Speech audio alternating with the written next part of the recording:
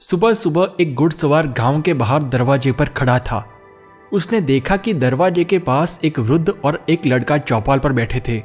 घुड़सवार ने अकड़ से कहा, सुनिए, मैं अपना पुराना गांव छोड़कर स्थायी निवास के लिए नया गांव ढूंढ रहा हूं। मुझे बताइए, इस गांव के लोग कैसे हैं?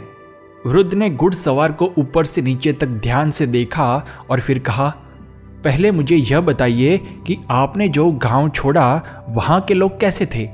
घुड़सवार के चेहरे पर अचानक गुस्से के भाव आ गए।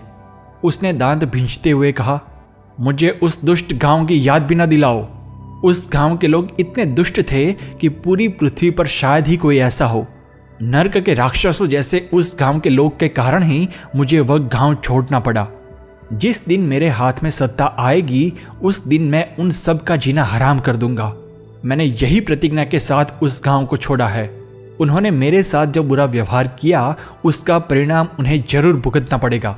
तब वृद्ध ने कहा, भाई साहब, माफ कीजिए, मैं 80 साल से इस गांव में रह रहा हूं और इस गांव के लोग उस गांव से भी ज्यादा दुष्ट है।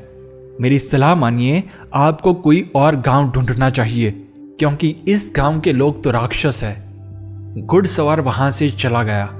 थोड़ी देर बाद एक बैलगाड़ी पर सवार एक व्यक्ति वहां आया। उसने मुस्कुराते हुए दोनों हाथ जोड़कर कहा, राम राम दादाजी, क्या मैं पूछ सकता हूं कि इस गांव के लोग कैसे हैं? मैंने अभी अभी अपना गांव छोड़ दिया है और अब स्थायी निवास के लिए नया गांव ढूंढ रहा हूं। वृद्ध ने हंसते हुए कहा, भाई, यह बहुत ही आश्चर्यजनक और संयोग की बात है कि अभी हाल ही में मैंने एक घुड़सवार को यही सवाल पूछा था। लेकिन मुझे एक बात बताइए, आपने जो गांव छोड़ा वहां के लोग कैसे थे?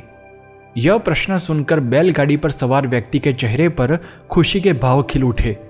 विदाई की थोड़ी नमी भी उसकी आंखों के कोने में झलक आई। उसने गदगद होकर कहा, दादाजी, क्या कहूँ आपको, उस गांव के लोग की याद मुझे भीतर से खुशी से भर देती है।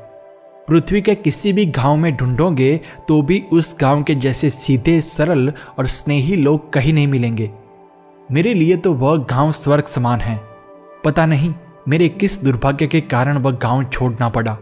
मैंने तो यह आशा लेकर गांव छोड़ा है कि अगर कभी सुख के दिन वापस लौटेंगे तो मैं वापस उसी गांव में जाकर रहूंगा और अंतिम सांस भी वही छोड़ूंगा। दादाजी, बताइए, इस गांव के लोग कैसे हैं? वृद्ध ने उस व्यक्ति का हाथ पकड़कर नीचे उतारा और उसे गले लगा लिया। भावुकता से उन्होंने कहा, भाई, मैं 80 साल से इस गांव में रह रहा हूं।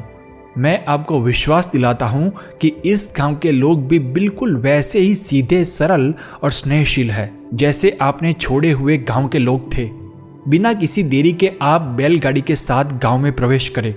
मैं आपका दिल से हार्दिक स्वागत करता हूं। वृद्ध के पास एक लड़का भी खड़ा था। उसने देखा कि वृद्ध ने अलग अलग लोगों को अलग अलग जवाब दिए थे। अब वह परेशान होकर पूछने लगा, दादाजी, मैंने आपसे अलग अलग जवाब सुने। आपने पहले घुड़सवार को कहा कि इस गांव के लोग दुष्ट हैं और बैलगाड़ी पर सवार व्यक्ति को कहा कि यहाँ के लोग बहुत अच्छे हैं। आप मुझे उलझन में डाल रहे हैं। आखिरकार इस गांव के लोग कैसे हैं? वृद्ध ने हंसते हुए उसके कंधे पर हाथ रखते हुए कहा, बेटा, हर गांव के लोग आपके जैसे ही होते हैं। अगर आपके भीतर प्रेम है तो पूरा गांव स्वर्ग बन जाता है, और अगर आपके भीतर नफरत है तो पूरा गांव नरक बन जाता है। मित्रों, जिन लोगों के भीतर दुख भरा हुआ है और जिन्होंने हमेशा लोगों की निंदा और नफरत की है, उनके लिए खुशी महसूस करने की और लोगों के हंसते हुए चेहरे देखने की क्षमता खो जाती है। वे जैसे भीतर होते हैं उन्हें बाहरी दुनिया भी वैसी ही लगती है।